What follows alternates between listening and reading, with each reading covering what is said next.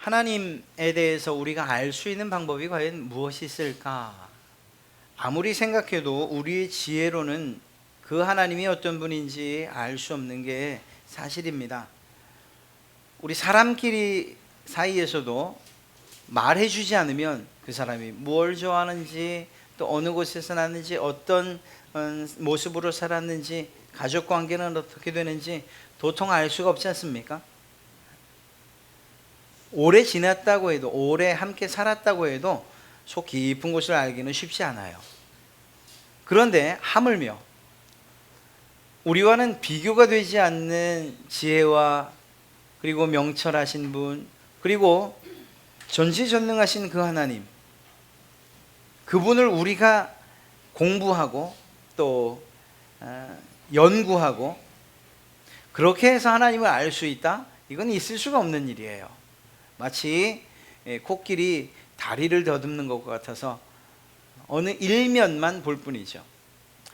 하나님이 그분을 만난다고 해도, 우리가 영원한 천국에서 그분을 만난다고 해도 그 하나님이 어떤 분이신가에 대해서 우리가 모든 것을 안다? 이게 정말 어려운 일일 것 같습니다. 이 세상 가운데에서 하나님을 아는 일들, 그것은 하나님께서 우리에게 나는 이러이러한 하나님이다, 나는 이러이러한 신이다, 이렇게 알려주지 않는 방법 외에는 다른 방법이 없습니다. 그리고 그런 하나님에 대해서 사실은 가장 잘 기록하고 있는 것이 무엇이냐? 바로 이 성경이라고 할 수 있죠. 다는 아니지만, 전부는 아니지만 이 성경을 연구하고 공부하고 말씀을 듣고 하며, 아, 내가 믿는 그분, 그 하나님이 이러이러한 분이구나 하는 것들을 짐짓 알 수가 있는 것이라 생각합니다. 하나님을 아는 것이 뭐가 중요하냐? 이렇게 물으면, 아니 그러면 알지도 못하고 당신은 믿습니까? 라는 말로서 되묻고 싶어요. 어떻게 알지도 못하는데 믿습니까? 생명을 걸고 믿습니까? 정말 내세를, 이후의 삶을 그분께 맡기고 어떻게 믿을 수 있습니까? 알지도 못하면서. 알아야 되는 거죠. 그런 면에서 하나님을 우리는 힘써 알아가야 돼요. 그분이 어떤 분인지 알 때에 우리가 믿는 믿음이 헛것이 아니라는 것을 알 수가 있고, 그분이 어떤 분인가를 알 때에 우리에게 약속해 주신 그 약속들이 기대가 되는 것들이에요. 하나님을 알지 못한 채 그냥 맹목적으로 눈 감고 믿는 것, 이건 옳지 않아요. 성경을 읽어도 덮어놓고 읽지 말고 정말 세세하게 여기 뭐가 쓰였나, 이것에서 무엇을 말씀하고 계신가, 깊이 있는 연구가 필요하고, 말씀을 들을 때에도, 하나님에 대한 이야기를 할 때도, 그래, 하나님이 과연 어떤 분이신가, 나와는 어떤 관계가 있는가, 내가 그러면 그 하나님에게 어떻게 해야 하는가 하는 이런 것들을 깊이 생각하면서 말씀을 들을 수 있다면 우리의 신앙에 큰 유익이 되리라 믿습니다. 오늘 그런 면에서 이 시편 기자, 이 다윗이 부르는 이 시에 다윗이 경험한 그 하나님에 대해서 기록하고 있어요. 여러분이 여러분의 자녀에게 하나님은 이런 분이야 라고 이야기해 줄 때, 그때 성경에 읽어보니까 어느 성경 몇 장 몇 절에 하나님은 이런 분이라고 돼 있어, 너도 그걸 믿지? 빨간 줄 그어, 이렇게 해서 믿게 하는 것과 여러분들이 경험한 하나님에 대해서, 하나님은 말이지 아빠가 이런 일을 당했을 때, 엄마가 이런 일을 당했을 때 이렇게 도우셨고 이렇게 일해 주신 그런 하나님이지, 그 하나님이 얼마나 사랑이 많으신지, 또 얼마나 우리를 정말 보호해 주시고 또 위로해 주시는 하나님이지 알 수가 없어 라고 부모님들의 경험을 통해서 하나님을 설명해 주는 이러한 설명과, 공부하듯이 자 몇 페이지 펴봐, 거기에 나와 있는 하나님, 그 하나님이 어떤 분인지 알겠지? 자, 중요하니까 밑줄 긋고, 이렇게 해서 알려지는 하나님과는 아마 이 체감하는 것이 전혀 다를 것입니다. 오늘 그런 면에서 다윗은 자기가 경험한 하나님에 대해서 우리에게 한 시를 통해서 알려주고 있어요. 하나님은 이러이러한 분이십니다. 하나님은 이러이러한 분이십니다. 그 하나님이 얼마나 좋은지 알 수 없습니다. 그 하나님이 얼마나 우리를 사랑하는지 알 수 없습니다. 다윗의 시 전부도 아니에요. 1절부터 5절 사이에 나타난 하나님에 대한 다윗의 소개, 그것이 우리에게 어떤 하나님으로 소개하고 있는지 살피며 은혜를 나누고자 합니다. 1절 말씀을 보면 하나님이여 찬송이 시온에서 주를 기다리오며, 사실은 이 말이 좀 너무 어려워요. 아마 다윗은 이렇게 어렵게 말하지 않았을 것 같은데, 그래서 표준 세번역 성경을 보면 이렇게 기록하고 있습니다. 시온에서 주님을 찬양함이 마땅한 일이니 주께 한 맹세를 지키렵니다. 여러분, 마땅한 일이 무엇이라고 말하고 있습니까? 하나님을 찬양하는 것이 마땅하다. 그렇습니다. 하나님이 어떤 분이냐 물으실 때 바로 여러분들을 통해서, 여러분들의 말과 여러분들의 찬송과 여러분들의 예배와 여러분들의 삶을 통해서 찬양받기를 기뻐하시는 하나님이시라는 거예요. 누군가에게 찬사를 받는다는 것, 우리 사람 편에서 매우 좋은 일이에요. 누군가 여러분들을 칭찬하고 여러분들을 격려하고 하는, 위로하고, 이게 얼마나 기쁜 일입니까? 하나님이 그런 면에서 우리의 찬양을 받기 원하시는 것은 아니에요. 하나님이 부족하기 때문에 우리의 찬송이 더해져야 하나님이 더 영광스러워지기 때문에 우리에게 찬양을 돌리라, 이렇게 말씀하신 게 아니에요. 그 하나님은 이미 완전하신 분이시고, 그리고 모든 것에 있어서 부족함이 없으신 분이시에요. 그러나 하나님께서 우리 사람을 만드실 때의 그 목적, 사람이 이 땅에서 태어나서 반드시 해야 될 그 일 가운데 하나, 아니 그 첫 번째로 무엇을 삼으셨는가 하면 바로 하나님을 찬송하게 하는데 우리를 사용하게끔, 우리가 그렇게 찬송하게끔 우리를 만드셨던 거예요. 그래서 사람의 첫 번째 되는 목적이 무엇이라고 말합니까? 하나님을 영화롭게 하는 것, 그리고 그를 즐거워하는 것이라고 말하고 있죠. 그렇습니다. 우리는 어떤 존재냐? 하나님께 찬송을 올려드리기 위해서 만들어진 그러한 존재라는 거예요. 여러분, 이 아름다운 꽃이 누구를 기쁘게 하겠습니까? 지나가던 강아지가 야, 너 정말 꽃이 아름답구나, 향기도 좋구나, 이런 이야기를 들어보셨어요? 오직 이 꽃들은 자기들 스스로도 견주는 게 아니에요. 다른 어떤 피조물들이 아니라 바로 여러분들, 우리 사람들에게 기쁨을 주기 위해서, 자신의 아름다움을 드러냄을 통해서, 그것을 통해서 우리에게 즐거움을 주기 위해서 만들어주신 하나님의 창조물, 피조물들이에요. 그런 면에서 본다면 우리가 왜 만들어졌느냐? 마치 꽃이 우리를 즐겁게 하는 것처럼 우리가 하나님을 즐거워하게끔 만들어 놓으신 것, 그것이 우리의 존재의 이유라는 것입니다. 하나님을 찬양하는 것, 하나님께 영광을 올려드리는 것, 이것은 우리가 해야 할 마땅한 일이라는 거예요. 다윗이 바로 그것을 하고 있습니다. 성경에는, 특별히 시편에는 다윗이 쓴 시들이 얼마나 많은지 알 수 없습니다. 그런데 그 많은 시들 가운데 하나님을 찬송합니다, 하나님 영광 받으십시오 하는 이러한 다윗의 시가 가득 포함되어 있어요. 어디 다윗만 그러한 고백을 해야 됩니까? 바로 여러분들도 저도 하나님을 찬송하고 그분께 영광 올려드리는 그러한 삶을 살아야 할 줄로 믿습니다. 하나님께서 이러한 찬송을 받으시기에 합당하신 마땅한 분이시라는 사실이에요. 우리가 그렇게 만들어졌고, 그렇다면 우리가 해야 될 일이 무엇이냐? 하나님을 찬송하는 일이에요.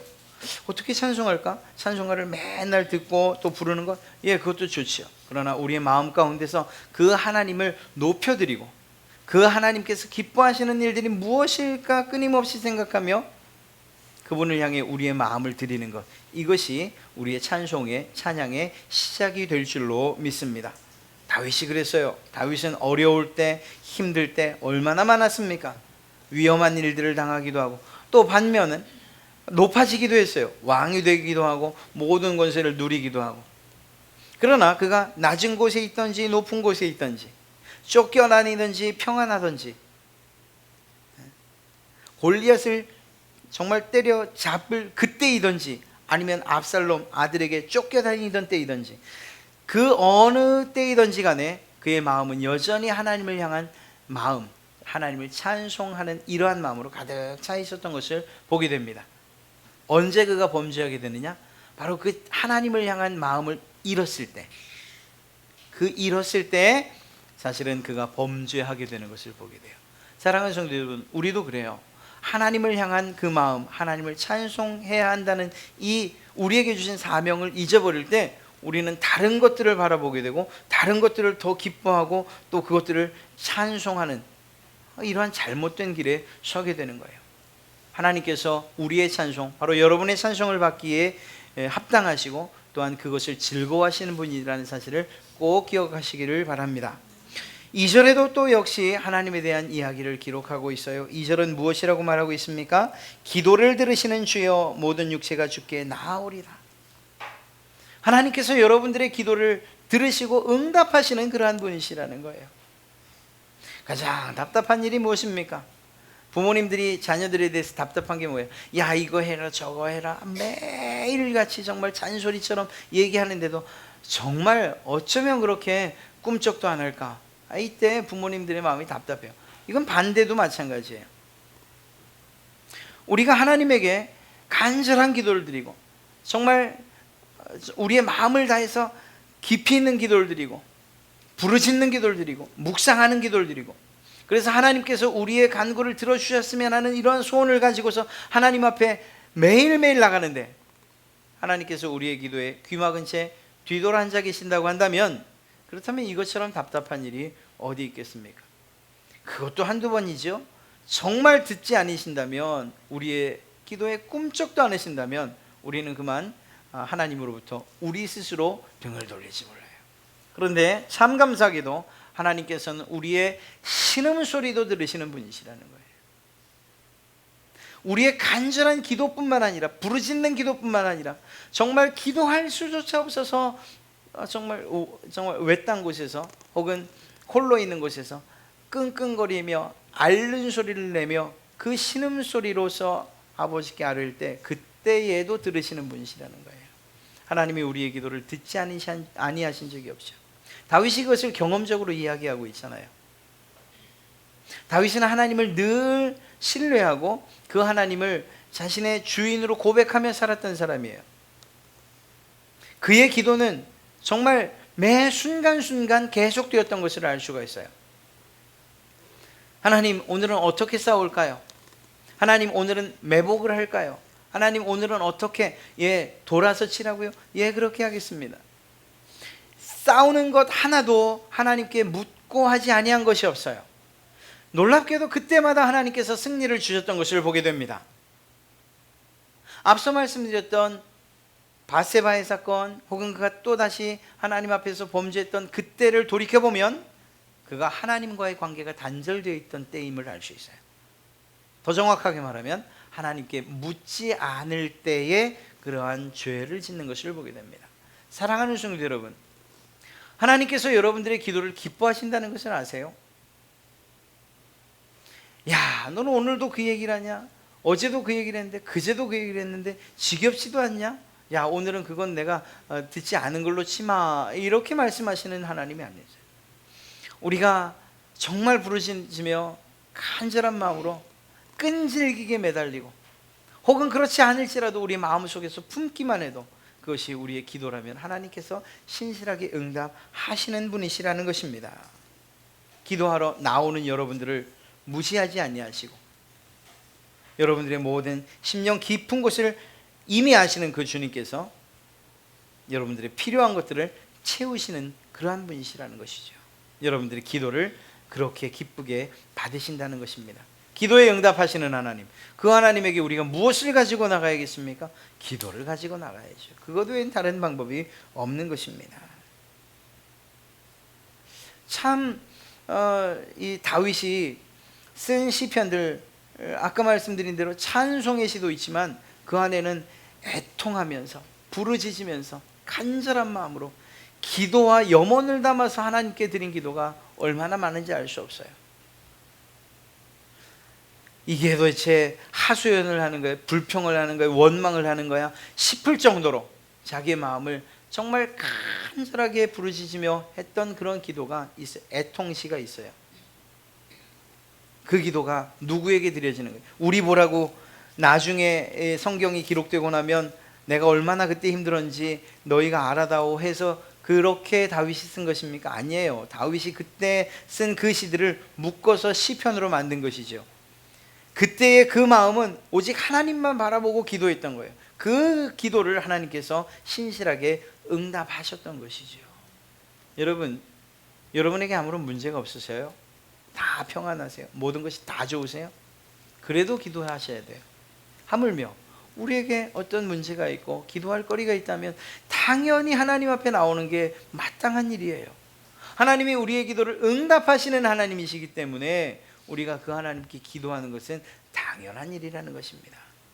기도하실 때 하나님 내 기도를 외면하지 아니하시고 응답하시는 분이심을 제가 믿습니다 라는 이러한 고백과 함께 기도할 때 하나님께 드린 모든 기도가 온전히 이루어질 줄로 믿습니다. 하나님은 어떤 하나님이시냐고요? 3절 말씀을 보면 죄악이 나를 이겨싸우니 우리의 허물을 주께서 사하시리이다. 저마다 지은 죄 감당하기에 너무 어려울 때, 그래서 그 죄의 짐에 치이고 그리고 그것 때문에 쓰러져서 일어날 힘 없을 때 오직 주님만이 그 죄를 씻어주십니다. 다윗이 지금 그렇게 고백하고 있는 거예요. 여러분, 죄의 무게가 얼마나 무겁습니까? 다른 사람들은 몰라요. 그 당사자만 알아요. 그 죄책의 무게가 너무 무거워서 삶의 기력을 다 잊어버릴 정도, 삶의 이유도 잊어버리고, 그리고 또 정말 왜 살아야 하는가, 그러다 정말 그 죄의 무게 때문에 이 세상을 뜨는 사람들도 있지요. 죄의 무게는 그만큼 무거워요. 주님께서 그런 우리들을 향해서 수고하고 무거운 짐진 자들아 다 내게로 오라 말씀하시지 않으십니까? 하나님께서 네 죄값은 네가 치러라 이것이 아니고 우리의 사랑하는 예수 그리스도 그분을 보내셔서 십자가에 못 박으심으로 말미암아 우리를 그 죄의 무게로부터 우리를 건져주시고 그 죄를 주님께로 지우셨어요. 주님께로. 그리고 우리에게는 우리가 질 만한 십자가를 주셨습니다. 다윗이 범죄했던 때가 있다니까요. 그리고 그 죄값을 톡톡히 치렀어요. 아들이 죽는 것으로서 또 다른 아들이 배반하는 것으로서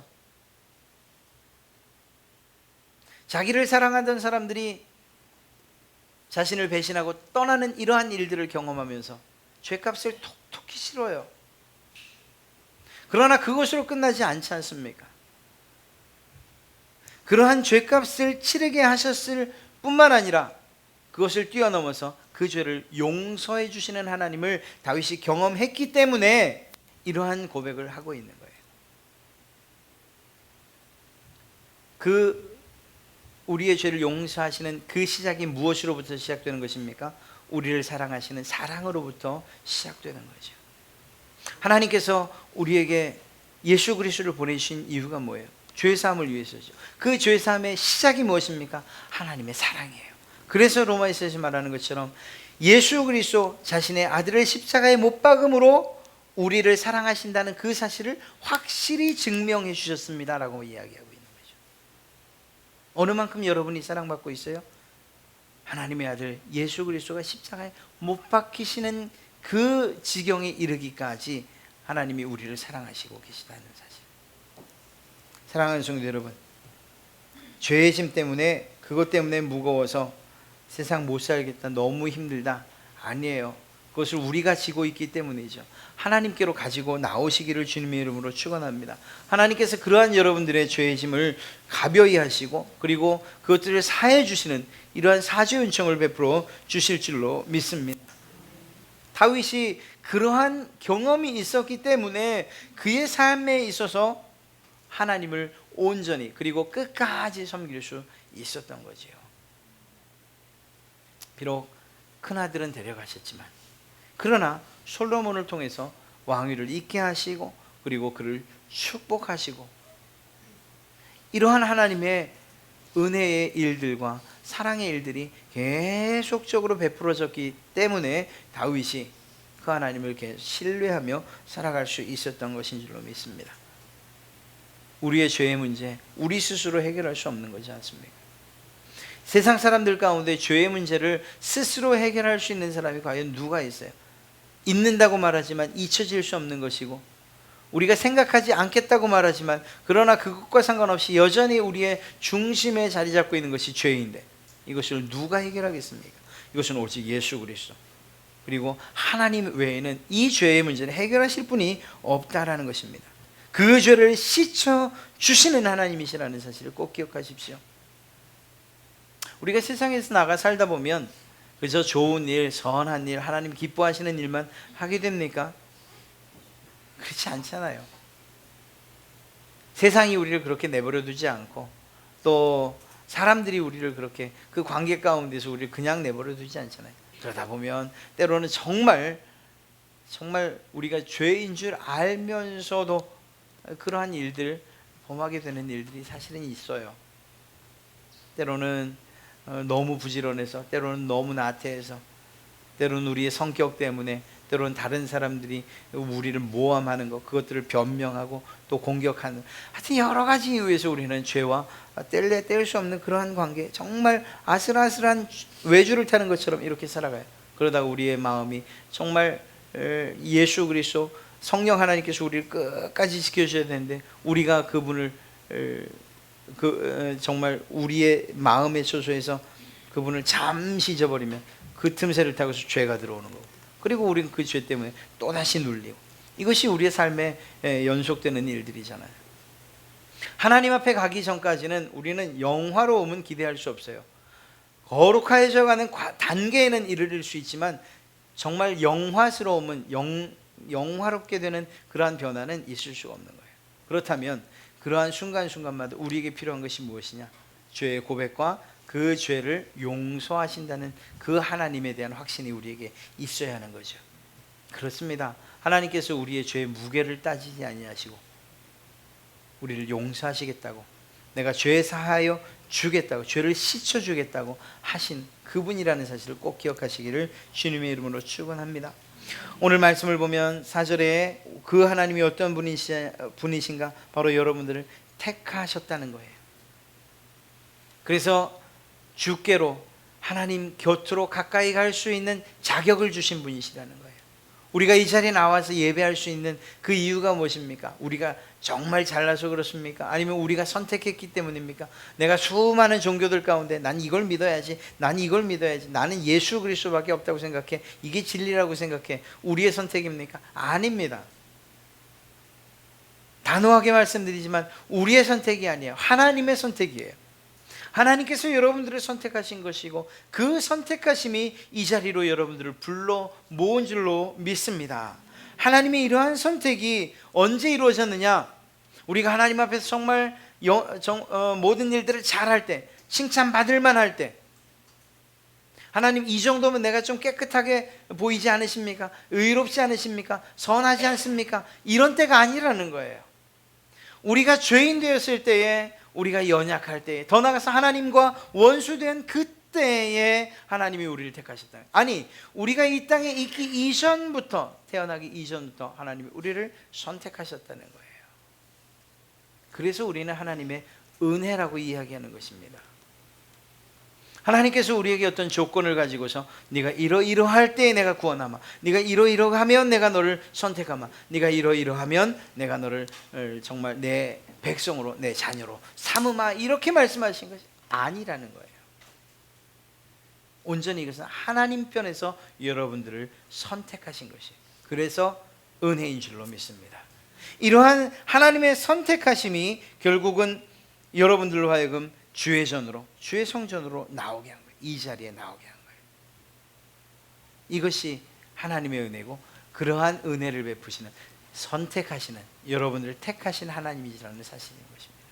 이스라엘 백성들, 그들을 보세요. 이스라엘 백성들 아브라함을 선택하실 때 그 아브라함이 어느 땅에 있었습니까? 우상의 도시에 있었잖아요.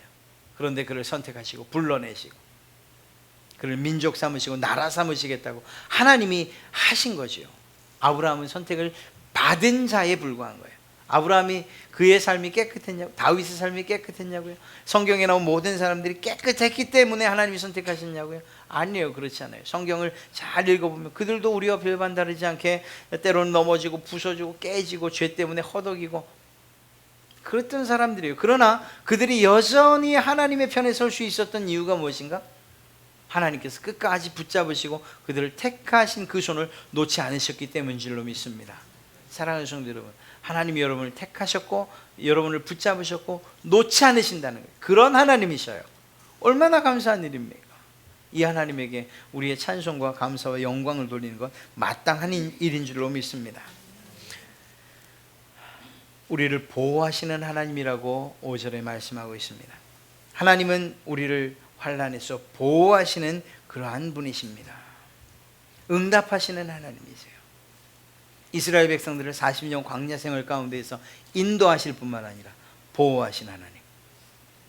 때로는 불기둥으로 보호하시고 때로는 구름기둥으로 인도하시고 보호하시고, 그래서 더위를 막으시고 추위를 막으시고 들짐승들로부터 막으시고 바로의 군대로부터 막으시고 아말렉으로부터 막으시고 그들이 가나안 땅에 들어갈 때까지, 그리고 들어가서 싸울 때에도 여전히 그들의 앞에 서셔서 그들을 대신하여 싸워주시고 지켜주신 하나님이시라는 거예요. 우리는 교회를 이야기할 때에 전투적이라는 표현을 씁니다. 이 세상의 교회는 전투적이다, 이러한 표현을 써요. 이건 무슨 얘기인가 하면 여전히 악한 영들과의 싸움이 계속 되어지는 곳, 그곳이 바로 교회라는 거예요. 교회가 세워지고 그리고 믿음 생활하고 이렇게 지금 편안하고 평안하니까 아무런 정말 두려움 없이 싸움 없이 이제는 이긴 사람처럼 그 승리를 맛보기만 하느냐, 그거 아니라는 거예요. 사실은 지금 예배하는 이 가운데서도 우리의 마음 가운데서 계속적으로 전투가 일어날 수 있고요. 더 나아가서 예배당 문을 나가며 우리의 삶의 터전으로 나가며 또 가정으로 직장으로 들어가는 그때 여전히 싸울 수 있는, 개인적으로나 교회적으로나. 그래서 사단과의 싸움이 계속 되어지는 그런 전투적인 교회예요. 그렇게 볼 때에 이 싸움에서 우리는 어떻게 이기겠는가? 하나님의 도우심밖에 없는 거죠. 그래서 하나님이 우리를 환난 가운데서 보호하시고 그 전투 가운데에서 우리를 대신하여 싸워주시고 그리고 우리를 지켜주시고 보호해 주신다는 사실, 하나님이 그런 분이시라는 거예요. 다윗은 이것을 너무 많이 경험하죠. 다윗의 초기에 사울에게 쫓겨다닐 때는 한번 생각해 보세요. 사울은 정말 악한 영의 지배를 받게 되고, 그리고 나서 그의 마음속에 일었던 질투와 시기, 분노, 이런 것들이 결국 다윗을 향해서 계속적으로 폭발을 합니다. 식사를 하다가도 그냥 단창을 들어서 다윗을 향해서 던져 죽이려 하는 일들이 빈번했고, 그리고 자기의 개인 군사를 동원해서 다윗을 쫓아다니면서 정말 몇십 년이 되도록 그 다윗을 죽이려고 애를 썼어요. 다윗은 늘 쫓겨다녔어요. 결국 누가 지켜주셨습니까? 하나님이 지켜주신 거죠. 하나님이 지켜주신 거예요. 다른 답이 없어요. 성경에 나오는 많은 사람들, 그리고 우리가 성경의 위인이라고 이야기하는 사람들, 그들의 삶이 그들 스스로 평안함을 누리고 그리고 자기들 스스로 자기를 지켜나갔는가? 보십시오. 그게 아니에요. 하나님께서 그들을 지키시고 보호하셨다는 사실을 우리는 너무 잘 알 수가 있어요. 이게 이분들에 관한 이야기겠습니까? 그것으로 끝나나요? 아니잖아요. 바로 여러분들과 저에게도 해당되는 거예요. 여러분들을 누가 지키십니까? 여러분들의 자녀는 누가 지키십니까? 누가 보호하고? 하나님. 그 하나님 외에는 다른 대답이 없어요. 이러한 하나님이 바로 여러분의 하나님이시라는 것입니다. 오늘 이렇게 살펴본 그 하나님, 이것이 하나님의 전부냐? 아니에요. 우리가 생각하는 것보다 더 훨씬 위대하시고 또 긍휼하시고 은혜가 많으시고 사랑이 많으시고 또 힘이 있으시고 전지하시고 전능하시고 무소하시고 부재하신 그런 하나님, 더 많은 하나님의 속성들이 있고 능력이 있지만, 그러나 오늘 다윗이 경험한 1절부터 5절 사이에 나타난 이 하나님만으로도 우리는 우리의 삶을 당당하게 그리고 힘있게 살아갈 수 있는 그러한 힘을 얻게 되지 않습니까? 사랑하는 성도 여러분, 세상이 여러분들을 향해서 싸우자고 덤벼들어도 우리가 그것을 피할 이유가 없어요. 왜? 하나님이 여러분의 하나님이시기 때문인 줄로 믿습니다. 찬송받기에 합당하신 하나님, 우리의 기도에 신실하게 응답하시는 그러한 하나님, 우리의 죄의 경중을 따지지 아니하시고 용서하시고 사죄의 은총을 베푸시는 하나님, 우리의 영혼의 복과 만족을 주시는 그러한 하나님, 더 나아가 우리를 지켜주시고 보호하시고 위로하시고 격려하시는 그러한 하나님, 그분이 바로 여러분의 하나님, 저의 하나님이라는 거예요. 이런 하나님이 우리의 앞에 서서 내가 너를 지켜주마, 내가 너를 끝까지 하늘나라까지 인도해주마 약속하고 계신데 우리에게 무엇이 두려움이겠습니까? 근심 걱정 정말 다 내려놓으시고 그 하나님에게 맡기십시오. 그 하나님께서 여러분들의 모든 삶을 축복하실 줄로 믿습니다. 하나님, 그분은 알아갈수록 우리에게 큰 힘이 되는 그러한 분이에요.